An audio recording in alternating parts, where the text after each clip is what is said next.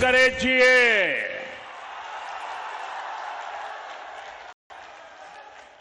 अपने सबके आशीर्वाद चाहिए। साथियों,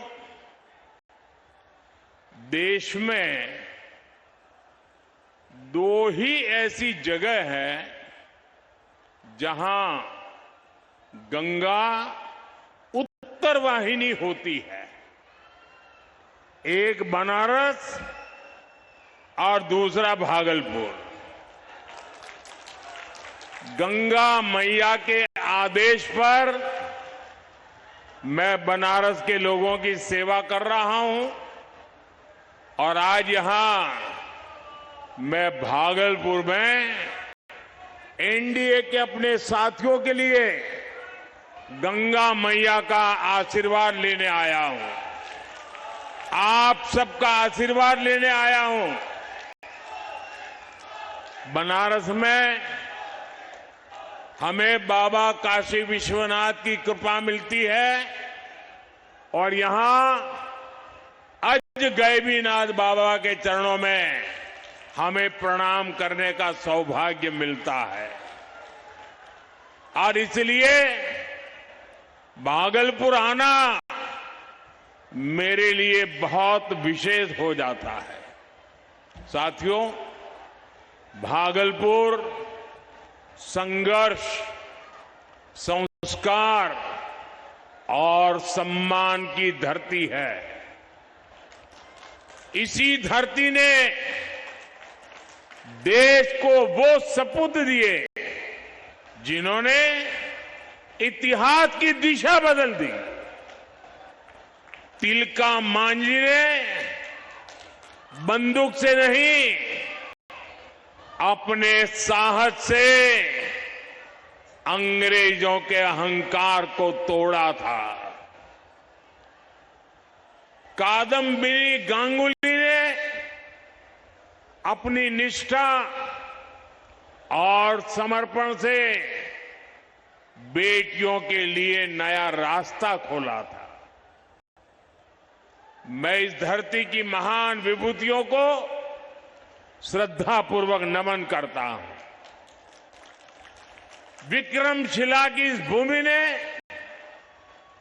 हर युग में देश और समाज को दिशा दिखाई है। एक बार फिर भागलपुर की धरती से पूरे बिहार को संदेश जा रहा है। फिर एक बार एनडीए सरकार, फिर एक बार, फिर एक बार, फिर एक बार, फिर एक बार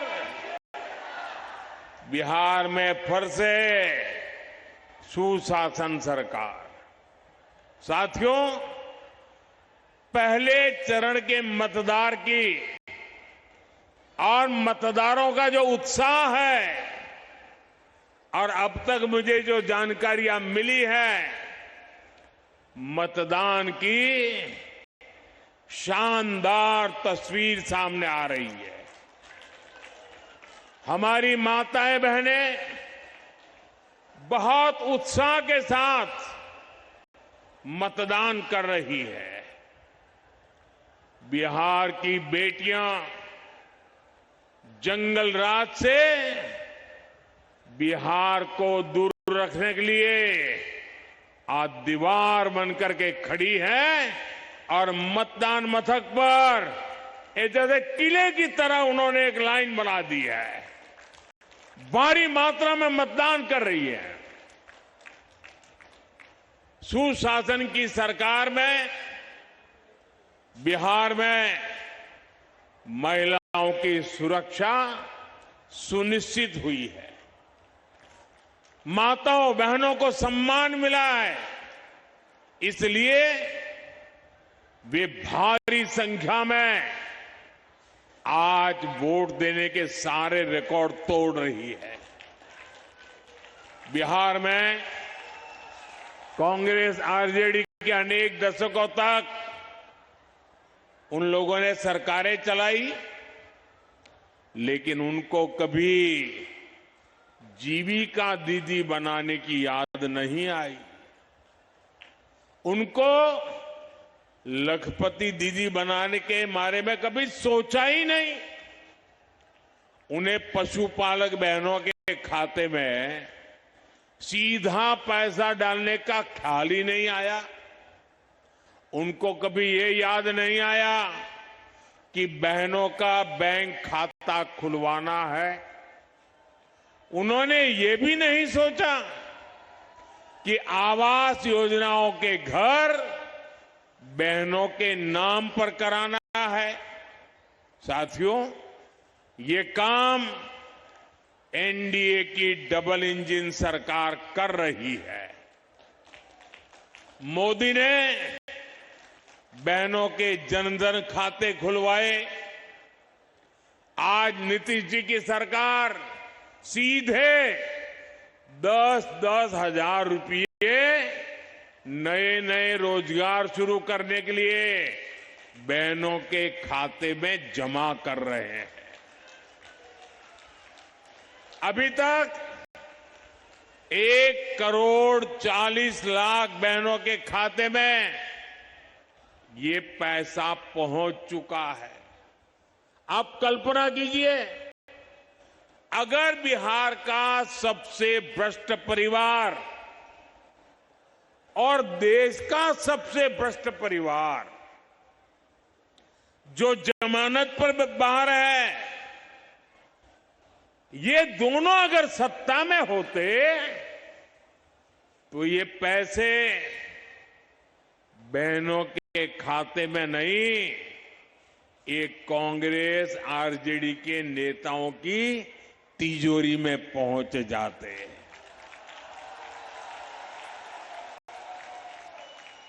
साथियों, अभी तो सत्ता से इनका दूर दूर तक का कोई वास्ता नहीं है, तब भी एक दूसरे को नीचा दिखाने में जुटे हुए हैं। ये नाम के साथी हैं, काम तो एक दूसरे को नीचे घसीटने का ही कर रहे हैं।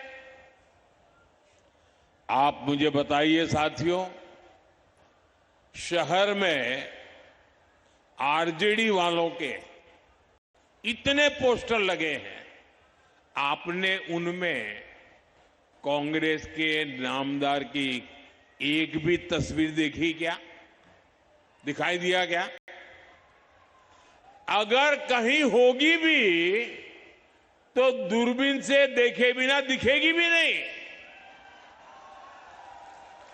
अब दूसरी तरफ आप लोग कांग्रेस के नामदारों की रैलियां देखिए, उनमें कांग्रेस के नामदार आरजेडी के नेता का नाम तक नहीं लेते।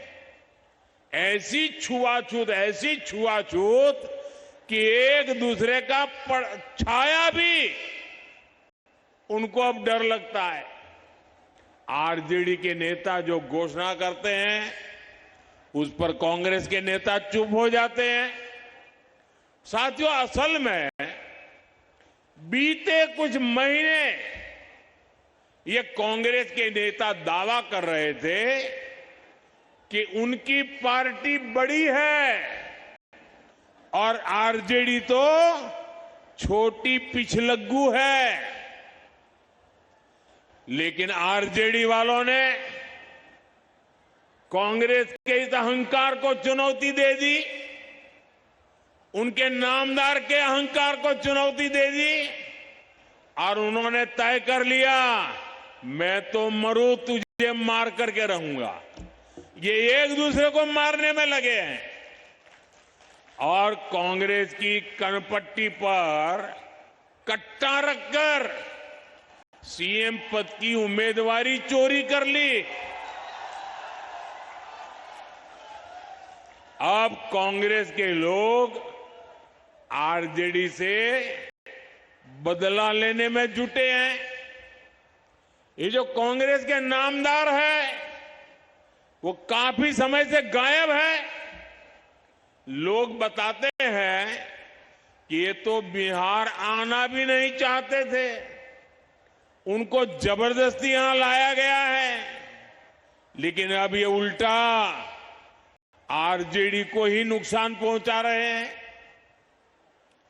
सत्ता के स्वार्थ के लिए जो अपने साथियों के साथ ऐसा दगा कर सकते हैं, वे बिहार के हितैषी कभी भी नहीं हो सकते। साथियों, मोदी आत्मनिर्भर भारत बनाने के लिए काम कर रहा है, स्वदेशी को बढ़ावा दे रहा है, वोकल फॉर लोकल पर बल दे रहा है। ये जो आप लोग चीजें बनाते हैं ना, मोदी कहता है वो पूरे हिंदुस्तान में बिकनी चाहिए। आप जो चीजें बनाते हैं वो चीजें दुनिया में बिकनी चाहिए। अगर आपकी चीजें देश और दुनिया में बिकेगी तो यहां के लोगों को फायदा होगा कि नहीं होगा? आप जरा जवाब दीजिए, फायदा होगा कि नहीं होगा? यहां के लोगों को रोजगार मिलेगा कि नहीं मिलेगा? यहां के लोगों की कमाई बढ़ेगी नहीं बढ़ेगी? तो हम सब ने यहां बनी हुई चीजें खरीदनी चाहिए कि नहीं करनी चाहिए? यहां बनी हुई चीजें बेचनी चाहिए कि नहीं बेचनी चाहिए? हम दिन रात गांव गांव गली गली जाकर ये कह रहे हैं, हमारे अभियान से यहां के रेशम उत्पादक, हमारे बुनकर भाई बहन, हमारे कारीगर भाई बहन, हमारे विश्वकर्मा साथियों को बहुत बड़ा फायदा मिलेगा। भागलपुर का रेशम, मंजूषा आर्ट, मधुबनी की कला, दरभंगा का मखाना, मुजफ्फरपुर की लीची, ये सब हमारे गौरव है। हम एक जिला एक उत्पाद अभियान के तहत बिहार के हर जिले के उत्पादों को दुनिया तक पहुंचाने में जुटे हैं। लेकिन साथियों, क्या आपने कभी आरजेडी को आत्मनिर्भरता की बात करते सुना है क्या? क्या कांग्रेस के नेताओं को स्वदेशी की चर्चा करते सुना है क्या? जो यहां बनता है वो बिकना चाहिए, ये उनके मुंह से निकलता है क्या? क्या दुश्मनी है गरीबों से? क्या दुश्मनी है छोटे छोटे कारीगरों से? क्या दुश्मनी है जो गरीब लोग चीजें बनाते हैं उस पे? आत्मनिर्भरता और स्वदेशी, ये कांग्रेस और उसके साथियों ने उनकी डिक्शनरी में ये शब्द ही नहीं रखा है। जंगल राज की जिस पाठमाला में,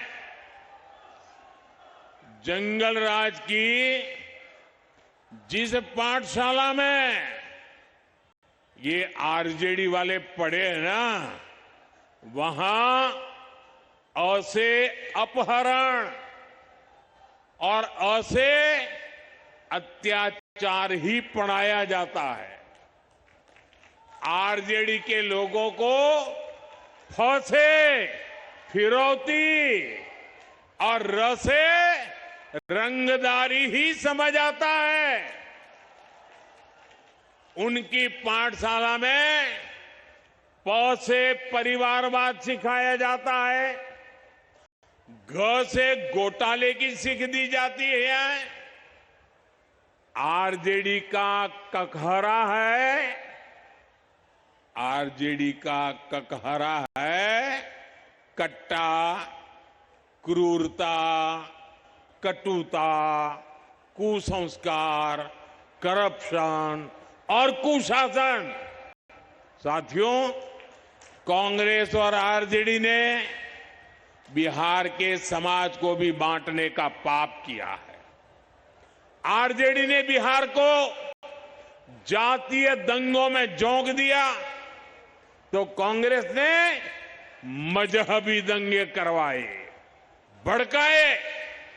भागलपुर दंगों का दाग कांग्रेस अपने दामन से कभी नहीं छुड़ा पाएगी।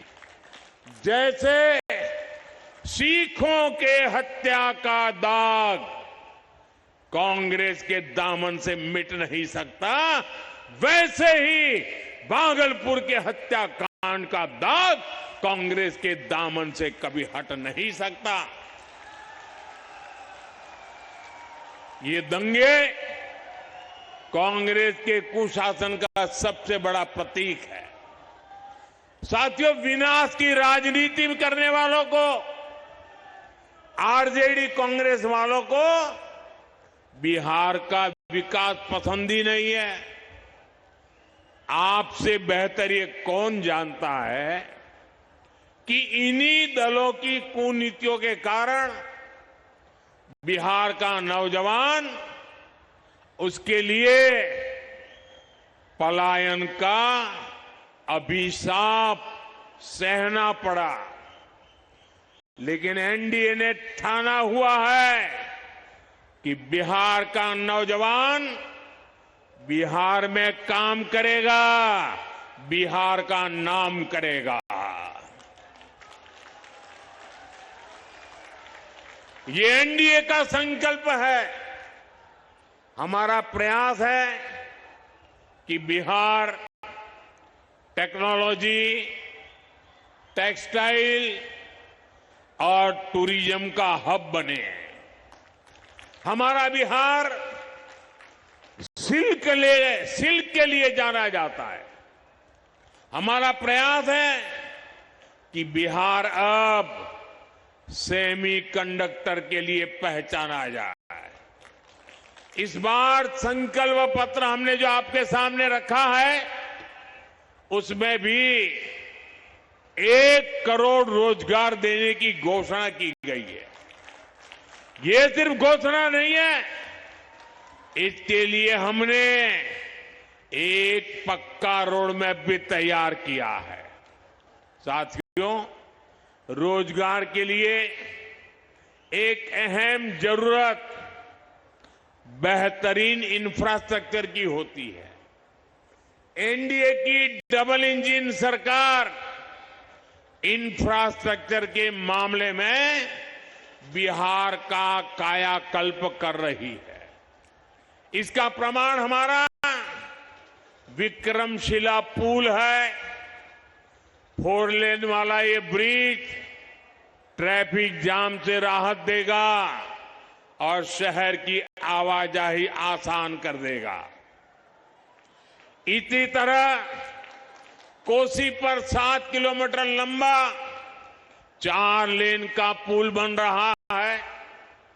इससे दूरी भी घटेगी, समय और किराए भाड़े की भी बचत होगी। आज बिहार का ऐसा कोई कोना नहीं है जहां निर्माण कार्य ना हो रहा हो। आज चारों तरफ highway, expressway, high speed corridor बनाए जा रहे हैं। साथियों, हमारी सरकार ने Buxar, Bhagalpur high speed corridor को भी स्वीकृति दे दी है। इससे भागलपुर और आसपास के सभी जिलों को बहुत फायदा होगा। यहां हजारों करोड़ रुपए का नया निवेश आएगा। साथियों, आज बिहार में बिजली की बहुत अच्छी व्यवस्था हो रही है। बिहार के सामान्य परिवारों का बिजली बिल कम हुआ है, क्योंकि आज बिहार राज्य में ही काफी बिजली पैदा कर रहा है। एनडीए की डबल इंजन सरकार बिहार में बिजली के अनेक नए कारखाने भी लगा रही है। यहां पीरपैंती में एक बड़ा बिजली कारखाना बन रहा है। बक्सर और नवीनगर में भी बड़े बड़े कारखाने लग रहे हैं। आज बिहार में ऐसे काम हो रहे हैं, इसलिए निवेशक यहां आने के लिए यहां नई फैक्ट्रियां, नई कंपनियां खोलने के लिए आतुर है। लेकिन साथियों, आपको बहुत सतर्क रहना है। अगर निवेशकों को किसी भी तरह की अस्थिरता की आशंका हो गई, आरजेडी, कांग्रेस और लाल झंडा गैंग, इनका ये जंगल राज की अगर आहट भी मिली तो निवेशक उल्टे पांव वापस भाग जाएगा। बिहार के नौजवानों के लिए बन रहे अवसरों पर ब्रेक लग जाएगा। आपको 11 नवंबर को वोटिंग वाले दिन इन सारी बातों को ध्यान में रखते हुए और एनडीए के पक्ष में भारी मतदान करना है। साथियों, बिहार के नौजवानों के लिए अवसरों से भरा एक और सेक्टर है जिस पर हमारा बहुत अधिक फोकस है। ये सेक्टर है पर्यटन का, तीर्थ यात्राओं का, हेरिटेज टूरिज्म का है। यहां तो गंगा जी का किनारा भी है, यहां विक्रमशिला का गौरव भी है। अंग प्रदेश की इस धरती को इतिहास, आस्था और संस्कृति के लिए जाना जाता है। यहां की हर पहाड़ी, हर घाट, हर मंदिर अपनी एक कहानी कहता है। साथियों, एनडीए सरकार ने बांका के मंदार पर्वत पर रोपवे सेवा शुरू कर दी है। अब उज्जैन और काशी की तरह ही आज गैबीनाथ कॉरिडोर भी बनाया जा रहा है। मां गंगा की अमृत धारा विकसित बिहार की धारा बन रही है। यहां जो डॉल्फिन मछली है वो बहुत बड़ा आकर्षण है।